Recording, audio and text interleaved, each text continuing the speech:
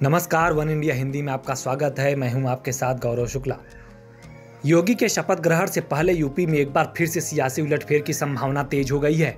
उत्तर प्रदेश में विधानसभा चुनाव परिणाम के बाद बड़ा सियासी उलटफेर होता नजर आ रहा है।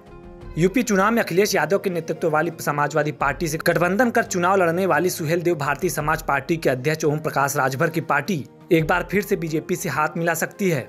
ओम प्रकाश राजभर फिर से एनडीए में वापसी को तैयार हैं। ओम प्रकाश राजभर इस सिलसिले में गृह मंत्री अमित शाह के साथ ही धर्मेंद्र प्रधान सुनील बंसल से मुलाकात भी कर चुके हैं। माना जा रहा है कि ओम प्रकाश राजभर को सुभाषपा के कोटे से योगी मंत्रिमंडल में मंत्री भी बनाया जा सकता है। जानकारी के मुताबिक ओम प्रकाश ने अमित शाह, धर्मेंद्र प्रधान और सुनील बंसल के साथ 18 मार्च यानी होली के दिन मुलाकात की थी। ओम प्रकाश राजभर की इन नेताओं के साथ मुलाकात करीब घंटे भर चली है। हालांकि आधिकारिक तौर पर इसकी पुष्टि अभी नहीं हुई है। न तो बीजेपी और न ही ओम प्रकाश राजभर ने इस संबंध में कोई बयान दिया है। आपको बता दें कि 2017 के विधानसभा चुनाव में ओम प्रकाश राजभर की पार्टी बीजेपी के साथ गठबंधन कर चुनाव मैदान में उतरी थी। चुनावी जीत के बाद यूपी में जब बीजेपी की सरकार बनी, ओम प्रकाश राजभर को योगी आदित्यनाथ की कैबिनेट में मंत्री भी बनाया गया। लेकिन कुछ समय बाद राजभर ने बीजेपी के खिलाफ ही मोर्चा खोल दिया था, जिसके बाद राजभर गठबंधन और कैबिनेट से अलग हो गए और लगातार बीजेपी सरकार के खिलाफ दम भरते रहे। 2022 के विधानसभा चुनाव में राजभर ने अखिलेश यादव के साथ हाथ मिलाया और चुनावी रैलियों में योगी सरकार को हटाने का जिक्र करते रहे। लेकिन राजभर की उम्मीदों पर पानी तब फिर गया जब 10 मार्च को दोबारा से बीजेपी ने सत्ता में वापसी कर ली। बीजेपी के नेतृत्व वाले गठबंधन को यूपी चुनाव में प्रचंड जीत मिली। बीजेपी के नेतृत्व वाले गठबंधन ने 403 में से 273 सीटें जीतकर सत्ता में वापसी कर ली। ओम प्रकाश राजभर जिस विपक्षी गठबंधन में शामिल थे, उसे 125 सीटों से संतोष करना पड़ा। हालांकि ओम प्रकाश राजभर जिस जहूराबाद विधानसभा सीट से लगातार दूसरी बार निर्वाचित हुए हैं, वह गाजीपुर जिले में पड़ता है और गाजीपुर में बीजेपी गठबंधन एक भी सीट जीतने में सफल नहीं हो सका। कांग्रेस के सीनियर लीडर गुलाम नबी आजाद शुक्रवार शाम पार्टी के अंतरिम अध्यक्ष सोनिया गांधी से मिले। मीटिंग सोनिया गांधी के निवास 10 जनपद पर हुई। यह मुलाकात आजाद के नेतृत्व में कांग्रेस के G23 से नाराज सदस्यों के कोर ग्रुप की बैठक के बाद हुई। दोनों के बीच करीब 1 घंटे मीटिंग हुई। मुलाकात के बाद गुलाम नबी आजाद ने कहा कि कांग्रेस अध्यक्ष के साथ यह एक अच्छी बैठक थी। मीडिया कर्मियों से बात करते हुए गुलाम नबी आजाद ने कहा कि यह आपके लिए खबर हो सकती है, लेकिन यह अध्यक्ष के साथ एक नियमित सामान्य बैठक थी। इस बात पर चर्चा की गई है कि कांग्रेस पार्टी एकजुट होकर आने वाले चुनाव की तैयारी कैसे कर सकती है। नेतृत्व पर कोई सवाल नहीं था। CWC में किसी ने भी सोनिया गांधी को पद छोड़ने के लिए नहीं कहा था। गुलाम नबी आजाद ने कहा कि लीडरशिप का कोई सवाल ही नहीं उठता है। जब सोनिया गांधी जी ने अपना इस्तीफा देने की पेशकश की तो हम सभी लोगों ने उनसे कहा कि आप बतौर अध्यक्ष कामकाज जारी रखिए, क्योंकि जब पार्टी के चुनाव होंगे तब बात होगी। अभी तो पार्टी के चुनाव नहीं हो रहे हैं, तो कौन पार्टी प्रेसिडेंट बनेगा, कौन नहीं बनेगा, वो तभी देखा जाएगा। जो पार्टी के कार्यकर्ता हैं वो फैसला करेंगे कि अध्यक्ष कौन होगा। आज तो पार्टी अध्यक्ष की कोई जगह खाली नहीं है। इसके साथ ही गुलाम नबी आजाद ने कहा है कि पार्टी में सुधार के लिए G23 की ओर से कुछ सुझाव देने आए थे। आजाद ने कहा कि कुछ सुझाव हैं जो पार्टी को ठीक करने के लिए हमने दिए हैं। संगठन को मजबूत करने के लिए सोनिया गांधी जी की चर्चा नेताओं से होती रहती है। हम भी पहले ये चर्चा कर चुके हैं। CWC से सुझाव मांगे गए हैं, मैंने भी अपने सुझाव दिए हैं। आने वाले विधानसभा चुनाव की कैसी तैयारी की जाए, कांग्रेस कैसे मिलकर सामने वाले को चुनाव में मात दे सकती है, इन सब बातों पर चर्चा हुई। जो संगठन को मजबूत करने के सुझाव होते हैं वो अंदर होते हैं, वो खुले तौर पर हम नहीं दे सकते हैं।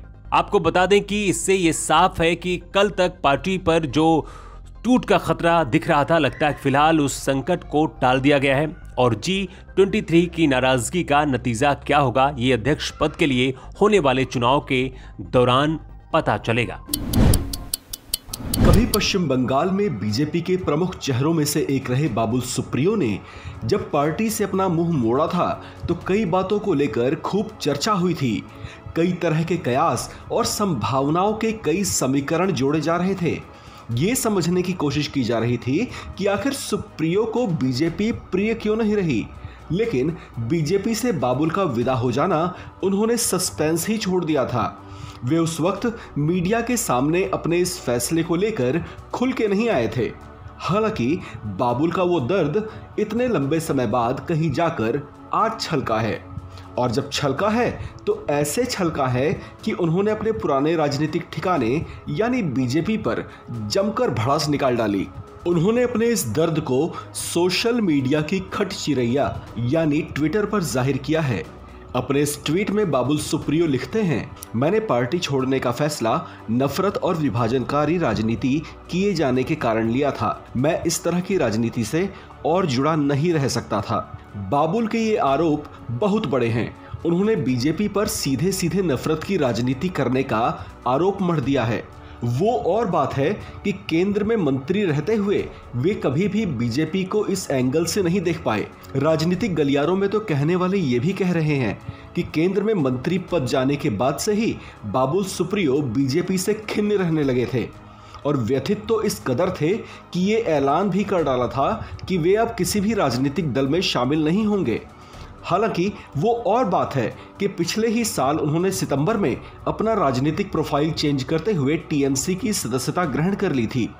गौरतलब है कि बाबुल सुप्रियो पश्चिम बंगाल में होने वाले विधानसभा उपचुनाव के मुकाबले की तैयारी में पूरे जोर शोर से जुटे हुए हैं। वे बालीगंज विधानसभा सीट पर होने वाले उपचुनाव के लिए तृणमूल कांग्रेस की टिकट पर मैदान में हैं। ऐसे में महीनों से सियासी तौर से शांत रहे बाबुल सुप्रियो के बयानों में तल्खी महसूस की जाने लगी है। चीनी राष्ट्रपति शी जिनपिंग ने अपने अमेरिकी समकक्ष जो बाइडेन से कहा कि यूक्रेन संकट कोई ऐसी चीज नहीं है जिसे हम देखना चाहते हैं। इसके साथ ही उन्होंने विश्व शांति और स्थिरता के लिए अंतर्राष्ट्रीय दायित्वों को पूरा करने को लेकर अमेरिका चीन के संयुक्त सहयोग की अपील की है। यूक्रेन पर रूसी आक्रमण का चीन द्वारा निंदा नहीं करने को लेकर बीजिंग की अमेरिकी द्वारा की जा रही आलोचना के बीच शी जिनपिंग ने यह टिप्पणी की। चीनी विदेश मंत्रालय ने कहा है कि संघर्ष और टकराव किसी के हित में नहीं है और शांति और सुरक्षा को अंतर्राष्ट्रीय समुदाय को महत्व देना चाहिए। इधर जेलेंस्की ने रूस को जताते हुए कहा कि क्रीमिया की जब्ती की एनिवर्सरी के सिलसिले में आज मास्को में काफी कुछ कहा गया। बड़ी रैली हुई और मैं एक डिटेल पर ध्यान देना चाहता हूं। बताया गया है कि रूस की राजधानी में हुई रैली में कुल 2 लाख लोग शामिल हुए थे।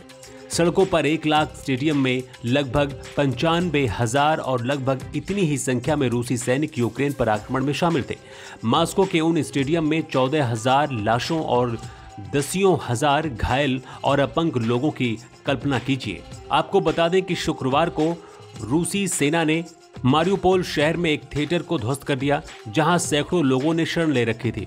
रूस यूक्रेन के बीच जारी युद्ध को करीब 20 दिन से ज्यादा हो चुके हैं। जमीन पर दोनों ही देशों की सेना एक दूसरे के खिलाफ लगातार मुकाबला कर रही हैं, लेकिन इस तनावपूर्ण माहौल के बीच हाल ही में यूक्रेन के राष्ट्रपति वोलोदिमीर जेलेंस्की ने बड़ा बयान दे दिया है और उन्होंने कहा कि यूक्रेन नेटो में शामिल नहीं हो सकता है। जेलेंस्की ने कहा है कि यहाँ की जनता को ये तथ्य स्वीकार करने की अपील की है। भारत में जहां कोरोना पर काफी हद तक काबू पा लिया गया है, वहीं चीन में एक बार फिर से कोरोना के मामले चिंता बढ़ा रहे हैं। ताजा जानकारी के मुताबिक चीन में 1 साल बाद 2 कोरोना मरीजों की मौत हुई है। AFP न्यूज एजेंसी के मुताबिक 1 साल से भी ज्यादा समय के बाद चीन में कोरोना के मरीजों की मौत हुई है। इसके अलावा चीन में कोरोना के मरीजों की संख्या भी लगातार बढ़ रही है, जो वाकई अन्य देशों के लिए चिंता की बात है, क्योंकि कोरोना वायरस चीन से ही निकला था जो पूरी दुनिया में फैल गया। अब एक बार फिर से कोरोना वायरस चीन में अपने पैर पसार रहा है। यहाँ फरवरी 2020 के बाद से सबसे बुरी स्थिति बताई जा रही है। चीन में कुछ दिन से 3000 से ज्यादा नए मामले रोज सामने आ रहे हैं। कोरोना के संक्रमण को रोकने के लिए चीन में फिर से प्रतिबंधों और पाबंदियों का दौर शुरू हो गया है। शंघाई में स्कूलों को बंद कर दिया गया है। चीन के पूर्वोत्तर के शहरों में लॉकडाउन लगा दिया गया है। चीन ने इस बढ़ते संक्रमण को देखते बीजिंग में आने वाले लोगों के लिए न्यूक्लिक एसिड टेस्ट को अनिवार्य कर दिया है। शहर में प्रवेश करने के 7 दिनों तक लोगों को सार्वजनिक स्थानों पर जाने, ग्रुप में खाना खाने और सभाओं में शामिल होने पर रोक लगा दी गई है। दुनिया भर के देशों में भी कोरोना संक्रमण के मामले बढ़ने लगे हैं। वैश्विक स्तर की बात करें तो दैनिक मामलों में भी 12% की बढ़ोतरी देखने को मिल रही है।